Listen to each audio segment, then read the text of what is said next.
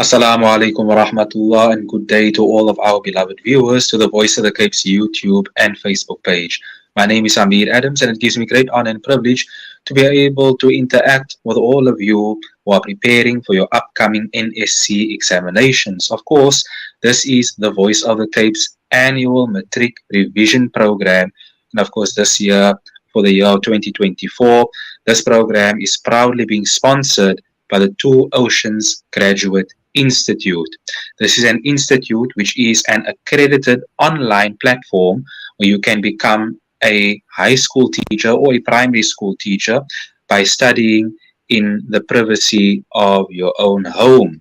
If you'd like to find out more information pertaining to this year's official sponsor of the Voice of the Cape's Matric Revision Program for 2024, you may visit the Two Oceans Graduate Institute, which is, of course, our main sponsor for this year, on their website www.togi.ac.za, or you may call them on 021 829 7015.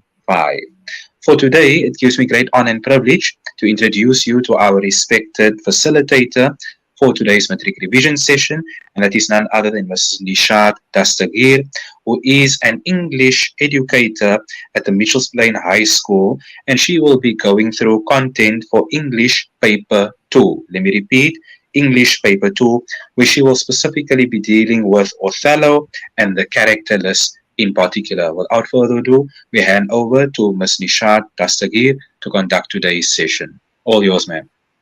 Okay, thank Shukran Amir. Assalamu alaikum wa rahmatullahi wa barakatuh to all the listeners. Shukran for tuning in to today's session. I am Mrs. Ni-shaat Dastagir, and today I will be delving into the world of Shakespeare. And in particular, today we'll be dealing with Othello.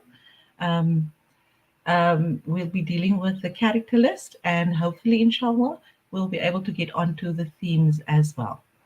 So without further ado, let's begin. Okay, so our drama Othello, right, and for all the dramas in particular, there are some key facts that the learners need to know and understand, because it is Shakespeare and can be a little bit complicated, but alhamdulillah, we'll get through it.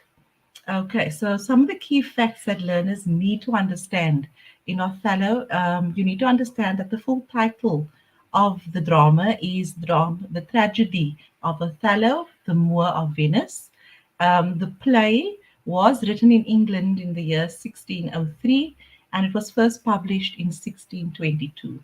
So the literary period is the Renaissance period, okay, and obviously the genre for this drama is a tragedy like most of Shakespeare's works. Okay, so the setting, okay, so we ultimately where all the events take place or happen is the cities of Venice and Cyprus. Okay, so the climax of the drama Othello is when Desdemona is killed by her husband Othello. We have our protagonist, which is Othello, and then we have the antagonist, who is Iago. So learners need to familiarize themselves with the terms like protagonist. Okay, so a protagonist is our so to say our hero in any piece of literary work, and then the antagonist would be the say the anti-hero, right? So the person that sort of presents a challenge to the main character. Okay, so in Othello, we have a list of characters, and up on the screen in front of you, you'll see a list of 13 characters. We'll note that we have what we refer to in literature as your main characters, and then we also have your minor characters. For today's lesson, I'll be focusing on all the characters, right? You'll see that there's Othello, Iago, Desdemona, Michael Cassio, Brabantio, Emilia, the Duke of Venice, Roderigo, Lodovico, Montana, Graziano, and the Clown. Okay, so first of all, we have our protagonist, right? And his name is Othello. Othello is a Christian Moor. Okay, so he has the reputation or a high reputation as a general in the Venetian army. Okay, he is married to Desdemona, and Desdemona is the daughter of the Venetian senator Brabantio. He is plain spoken, and Othello generally is the good guy, right, throughout the drama. Okay, you'll note that he has a very honest nature, and he has the status. He has acquired the status of the outsider. So, in other words, he's not part of Venetian society. He is vulnerable, right? In other words, he has some he lacks certain skills, or lacks self esteem in certain aspects of the novel, of the drama, sorry, to the plots of his standard bearer, which is Iago. So he is vulnerable because he falls prey to Iago's plots, okay, within the drama. And then we have Othello. And Othello also, he suspects his wife Desdemona of infidelity. So what infidelity basically means is he suspects that Desdemona is having an affair behind his back. Okay, here we have, and this is one of my favorite characters, right? And he's Iago. And I sort of chose that picture to show learners that Iago is basically the puppet master of this drama. Okay, he is also what we refer to as the antagonist within the drama. So Othello's disloyal standard bearer and the villain of the play. So he's angry at Iago and at Michael Cassio because he feels that he is part of the Venetian society and he is and what you can refer to as an insider. So he's angry at having been passed by over by Othello for the promotion to the ranks of lieutenant. So Othello overlooked Iago, right? And he promoted a different character to the ranks of his lieutenancy within the Venetian army. So he seems to enjoy creating mayhem for his own sake. So in other words, he likes to watch other people sort of go fall down under. So Iago develops a intricate conspiracy to ruin Othello. So ultimately, he wants to prove that he sort of wants to highlight Othello's insecurities, and it is ultimately that insecurities that ruin Othello. He is married to to Desdemona's, how can we say, chambermaid, and she is Amelia. So Iago and Emilia are husband and wife. Okay, so very innocent, Desdemona. Okay, um, Desdemona is Othello's wife, right? She is also the daughter of the Venetian senator Brabantio. Okay, so she elopes with Othello before the play even begins. Okay, so Desdemona is seen as a model wife. Right? She is too trusting of Iago. Okay, and Iago obviously has that character. She follows Othello to Cyprus because she's that much devoted to him. So she shows constant loyalty to her husband, Othello, even to the moment of her death. Okay, so remember, the climax of the drama is when Othello kills Desdemona. Okay, and even in that moment, she shows loyalty and devotion to her husband, which is Othello. Okay, so he's killed. So she's killed by Othello on false suspicions that she has been unfaithful to him, and that plot is put into place by the antagonist, which is Iago. There we have Michael Cassio. So Michael Cassio is your typical young man. Okay, he's young, he's charming, and he's a handsome soldier. He is promoted by Othello to the ranks of lieutenant over the more experienced Iago. So this is also what fueled Iago's plot right? Because he felt that he was more experienced than Iago. He had his plot involved sort of getting rid of Michael Cassio as well. So Cassio is loyal to Othello and friendly with Desdemona, and therein lies the problem. Okay, um, Cassio is trusting and is loyal, and his loyalty is towards Othello and the army of the Venetian army, and he's also friendly with Desdemona. In other words, they are friends. Okay, so he respects her, but he's also very loyal to Othello. So Cassio, he's seen as intelligent, and he's not cunning in any way. So in other words, there is nothing. He's not a character that can be seen as someone who is a menace, right? And he doesn't have any ill feelings towards anyone in the beginning of the drama. So he's easily ensnared by Iago because he's such an innocent, loyal young boy in a plot to convince Othello that Desdemona has cheated on him. So he's easily ensnared by Iago because of his innocence. Okay, there we have Brabantio. So Brabantio is Desdemona's father. He is also a senator in Venice.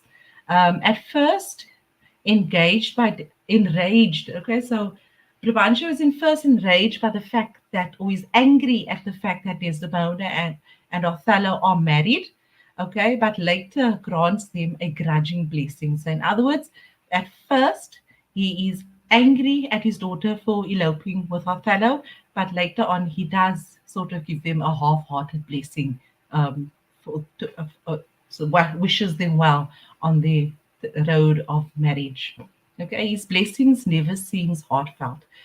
So if anybody understands the themes, right, and the characters and the Venetian society, you would understand why his blessing of the marriage is not really heartfelt. Okay, he dies of grief shortly after Othello and Desdemona's departure to Cyprus, and before any of the tragedies occur in the play. Okay, there we have Amelia.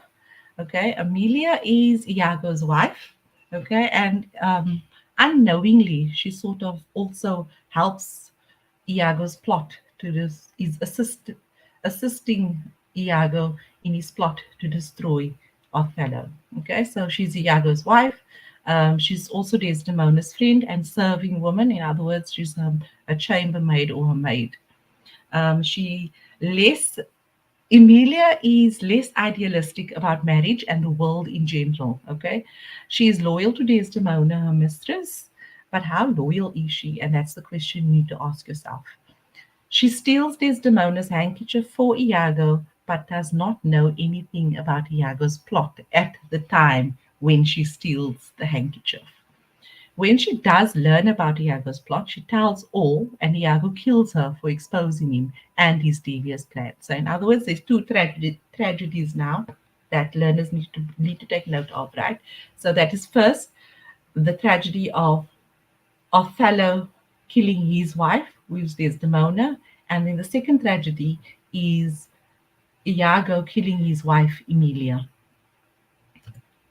Okay. There we have the Duke of Venice. He is the official authority in Venice. He has great respect for Othello as a military man. Okay, but does he really have respect for Othello as a man, right? Who is considered the outsider of the Venetian society? He does not betray. He does not betray any racial prejudice against Othello. Okay, so in the drama itself, we don't see him having any racial prejudice towards Othello at any time. He sends Othello to lead the Venetian mission to defend Cyprus against the Turks. Okay, there we have what we refer to in literature as our minor characters, and we'll see there's Rodrigo, and he's a long rejected suitor or admirer of Desdemona, and he was also the person or the man that Brabantio initially would have liked his daughter to get married to. Unfortunately, things did not go as planned, although he did try to seduce her, or get her to marry him by throwing jewels and stuff at her.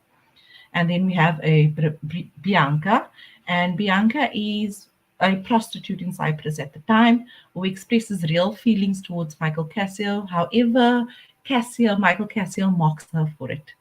Then we have Lodovico, a relative of Brabantio. He acts as an emissary or bringing letters from Venice to Cyprus. So, in other words, Lodovico is a messenger boy. Okay, so he brings letters, he delivers the letters and stuff to Cyprus.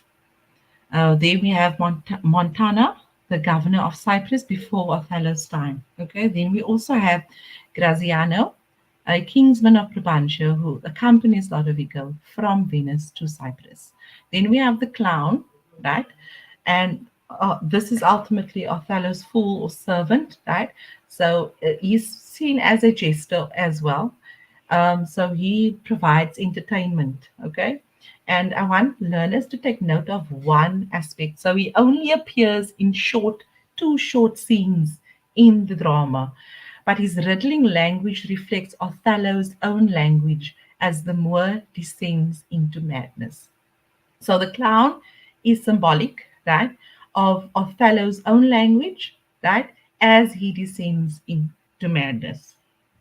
Okay, so I'm going to move on to the themes. Okay,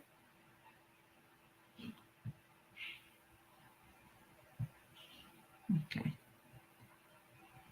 It's important for learners to understand the themes and the characters because it helps you to write a good essay. Okay. So, in William Shakespeare, right, like all literary works, they are what we refer to as themes, right?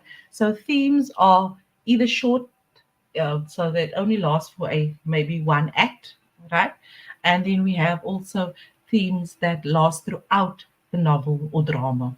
So, in the drama of Othello, we have five themes, right? And the so first learners need to understand what are themes. Okay. So by definition, a theme is a main idea or an underlining meaning of a literary work, which may be stated directly or indirectly in the play at some point. So, what we refer to as major and minor themes. A major theme is an idea that the writer repeats in his literary work, okay, making the most significant idea in the drama constant or throughout the drama. Okay, so in Othello, the drama of Othello specifically, it deals with prejudice, it deals with race. So those are constant themes throughout the drama. Then we have what we refer to as minor themes, and this refers to an idea that appears briefly in a drama, giving way to another minor theme. Okay, so like I said earlier on, it is brief, maybe only appears in one act, etc., etc. Okay. So how do you learners identify a theme or what a theme is? Okay.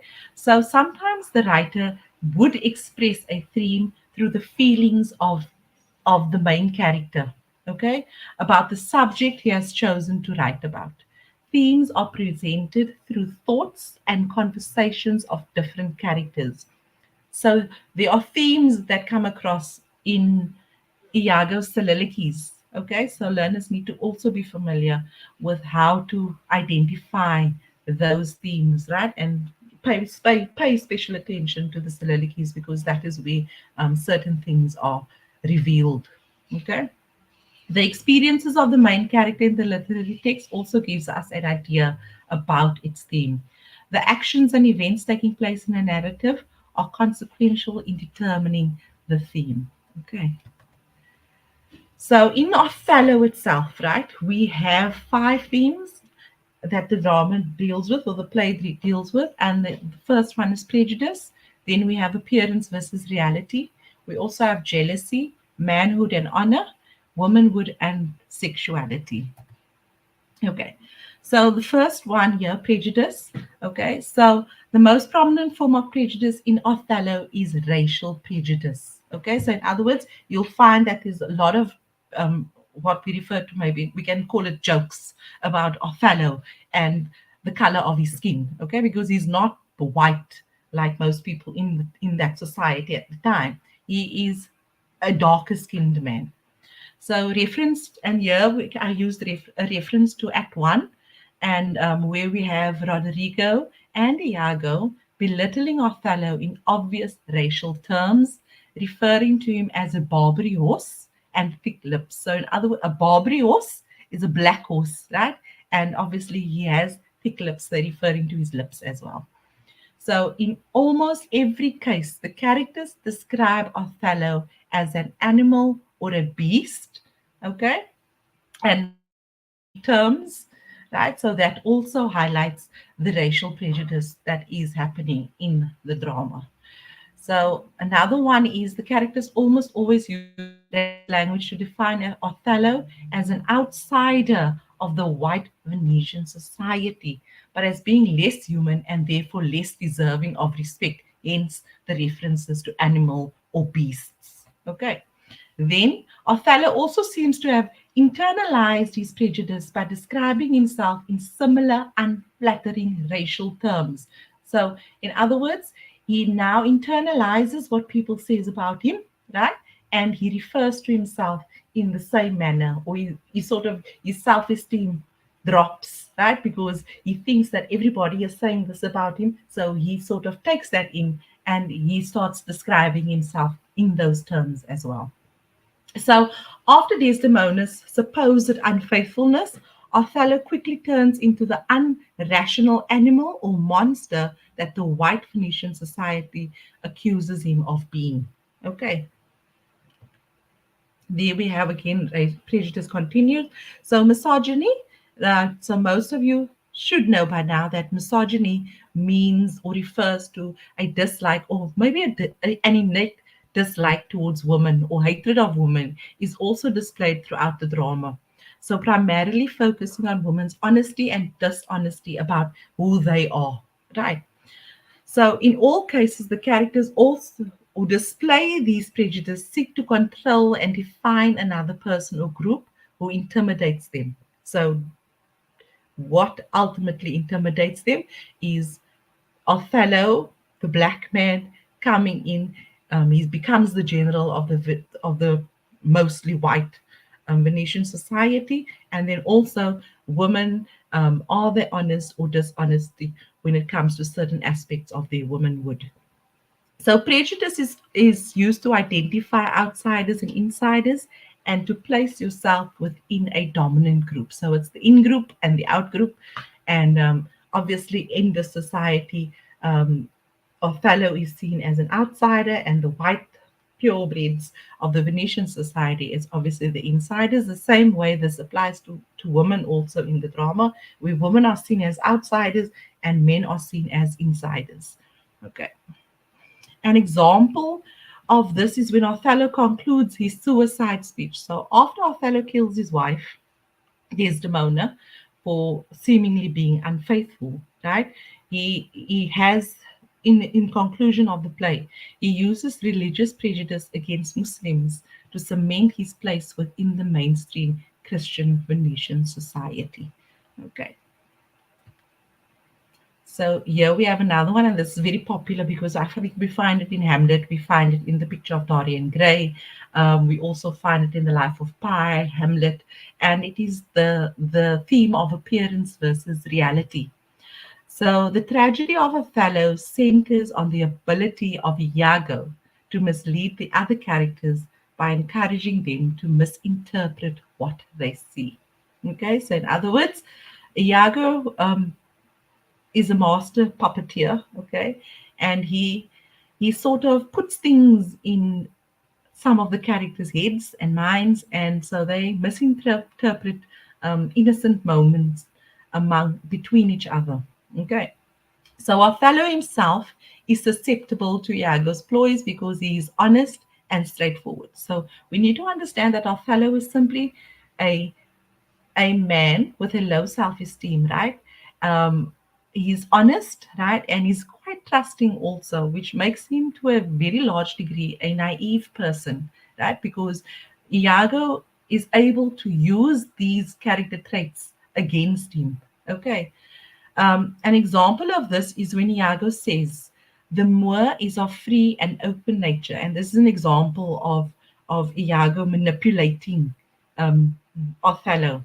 The Moor is of free and open nature, that thinks men honest, that but seem to be so, as tenderly be led by the nose, as asses are. Okay, in this case, asses are referred to donkeys. Okay, so this quote from the drama highlights Iago's ability to play on Othello's honesty or honest nature. So, the numerous examples of unreliable reality is through the language of the play, which time and again refers to dreams, trances, and visions, and constantly highlighting this theme of appearance versus reality.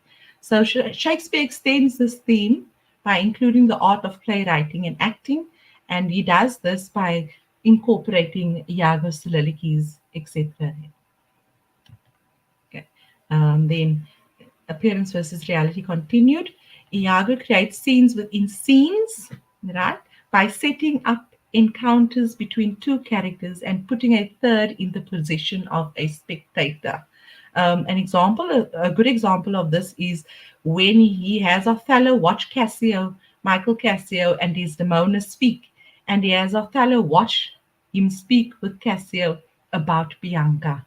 Okay, so in other words, what Iago is doing here, he has Othello watching Cassio and Desdemona, and he has Othello watch him speak with Cassio and Bianca at the same time. So in other words, he is trying to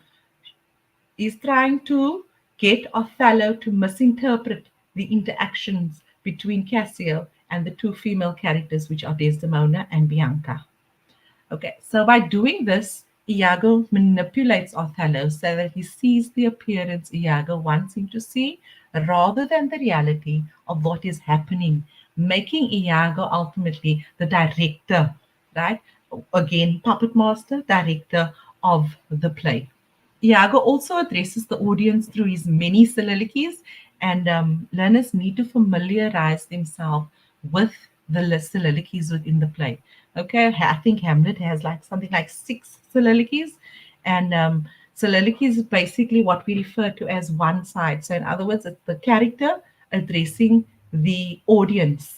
Okay, that is what or an aside where the character is alone on stage and he is addressing the audience. Okay, so or you can, in simpler terms, thinking out loud.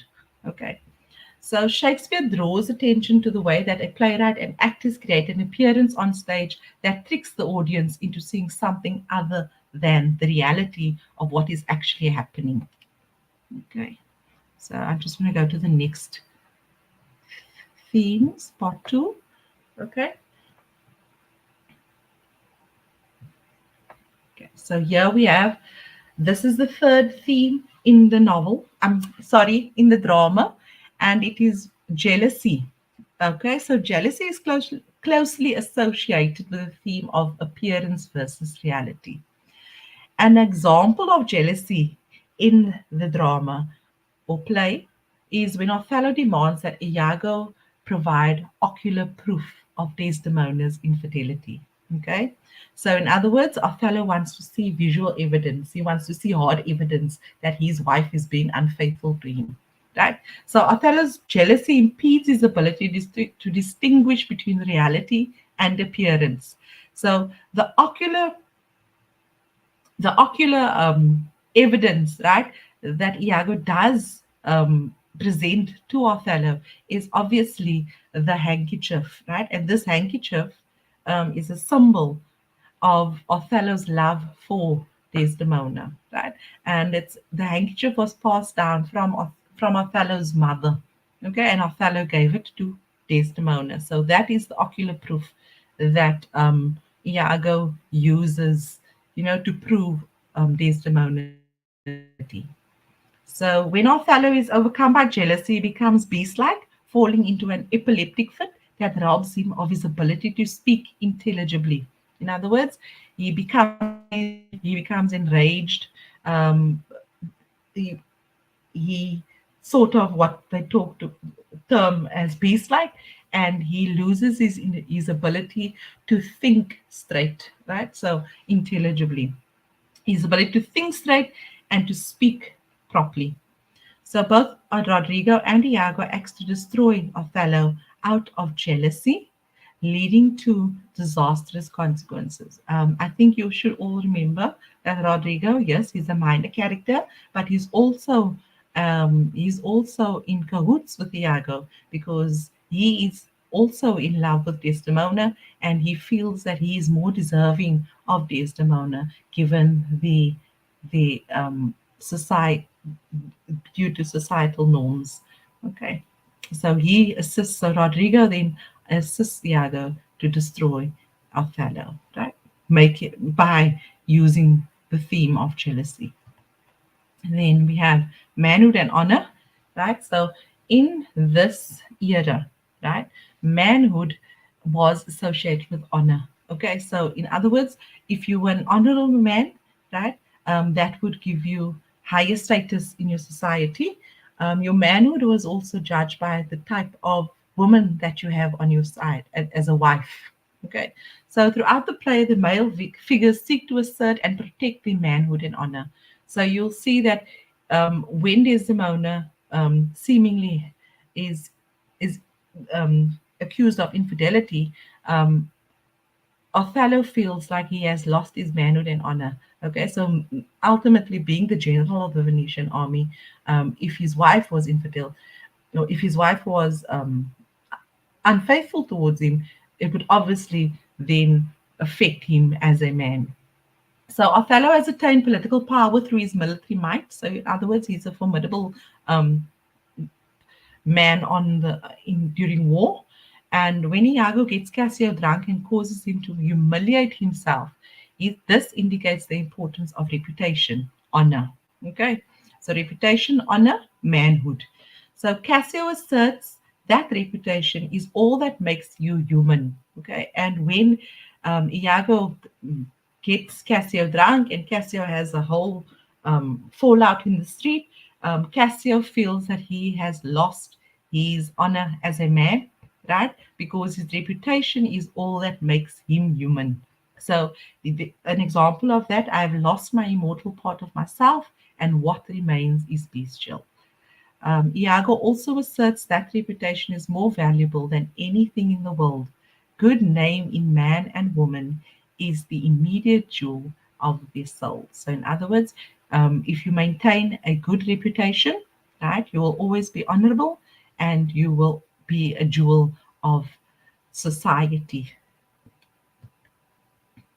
Okay, so men build their honor through military exploits.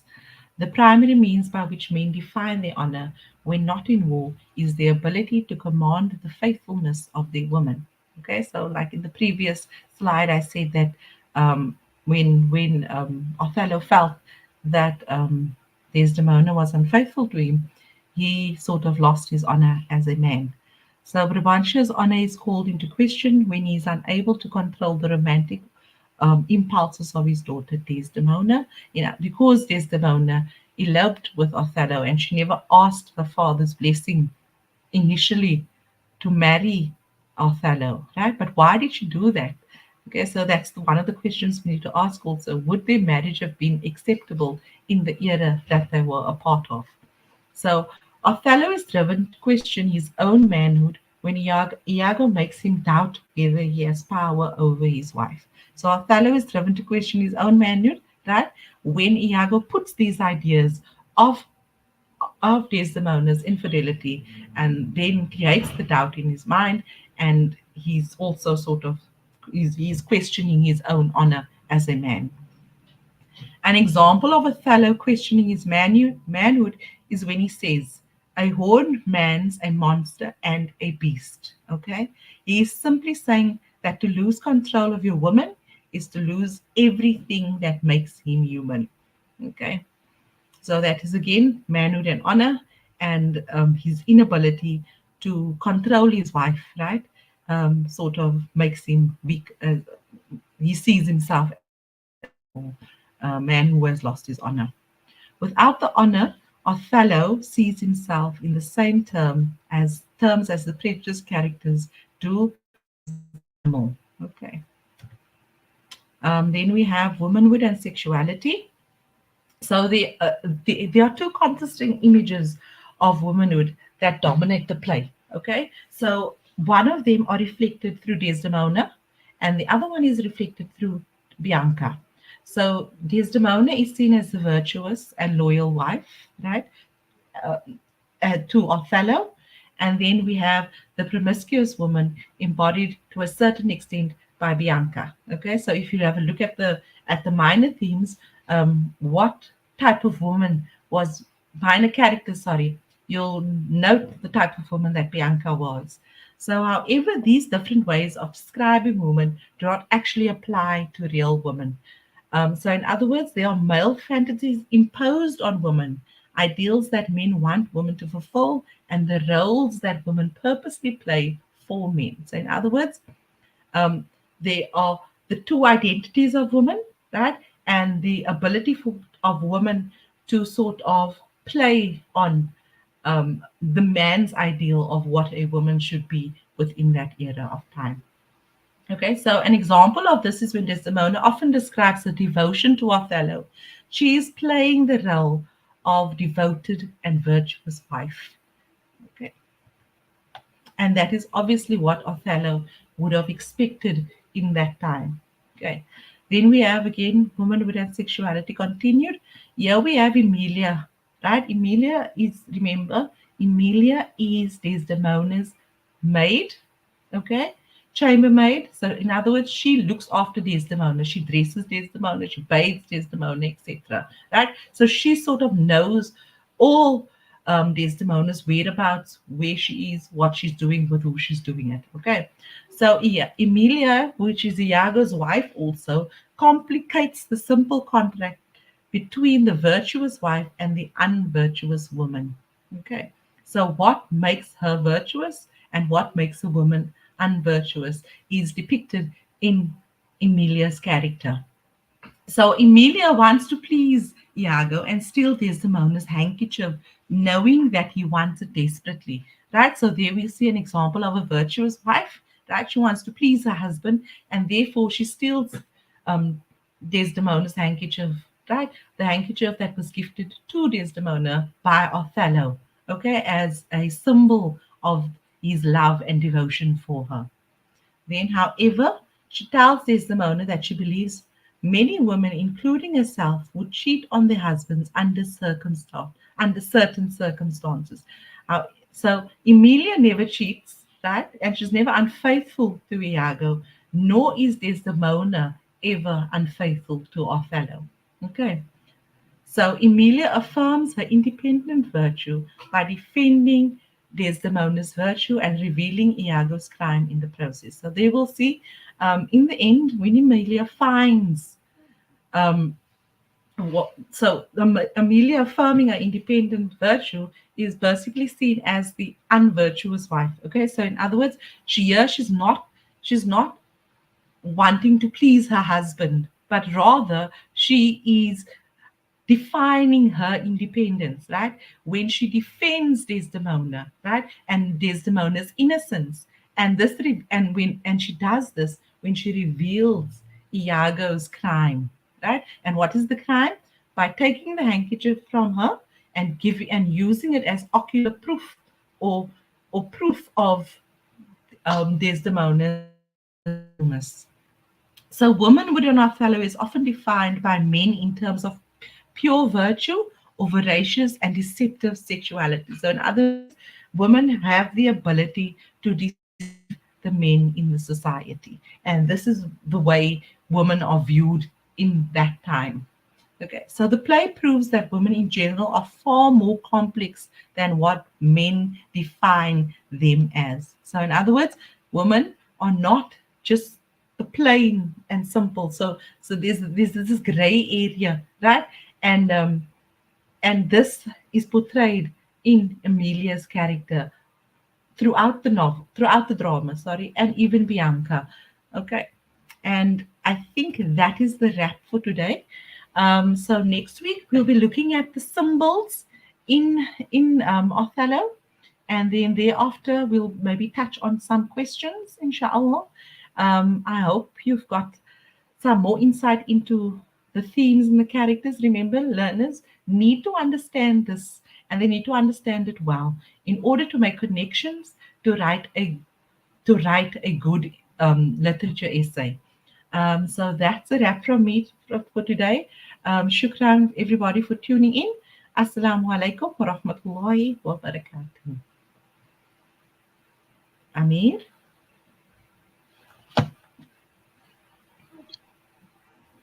MashaAllah, we say shukran jazakallah khair wa alaikum salam wa rahmatullah to Ms. Ni-shaat Dastagir, who is an English educator at the Mitchells Plain High School, who so beautifully conducted today's session. And that, of course, was dedicated to all of our matriculant students who are preparing for the upcoming NSC examinations, where Ms. Dastagir went through content for English Paper 2, focusing specifically on Othello and the character list as well. We'd like to thank the esteemed Ms. Ni-shaat Dastagir for beautifully conducting today's session, and I know that all of the matriculants out there have greatly benefited from today's session. As always, beloved matriculants and all those who have tuned into the Voice of the Cape's YouTube and Facebook page, please forward and share this link with all of those who are preparing for the upcoming matric examinations, inshallah, to ensure that you are adequately prepared to take on your English paper 2, inshallah. From our side, on behalf of the Voice of the Cape, we thank you, Ms. Ni-shaat Dastagir, for beautifully conducting today's session. And as a reminder, of course, this is the Voice of the Cape's online matric revision program for the year 2024, and it's proudly being sponsored by the Two Oceans Graduate Institute, which is an accredited and an online platform, rather an accredited online platform where you can become a primary school or a high school teacher by studying in the privacy of your own home. If you'd like to find out more information about them, you may contact them on the number 021 829 7015, or you may visit their website www.togi.ac.za. As a reminder, once again, please forward and share this like this page on the Voice of the Cape's YouTube and Facebook page. And I hope that all of the matriculants preparing for your upcoming examinations will have all the success and ease ahead. And from our side, we say shukran, jazakallah khair, and baitra makasi. Thank you very much. Wassalamu alaikum wa rahmatullah. Wa alaikum salam.